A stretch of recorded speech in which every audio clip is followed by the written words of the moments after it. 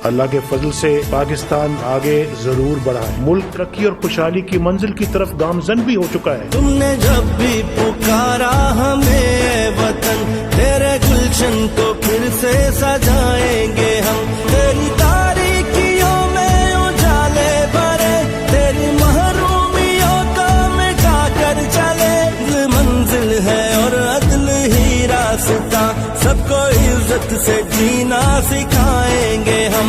तुमने जब भी पुकारा हमें ऐ वतन, तेरे गुलशन को फिर से सजाएंगे हम।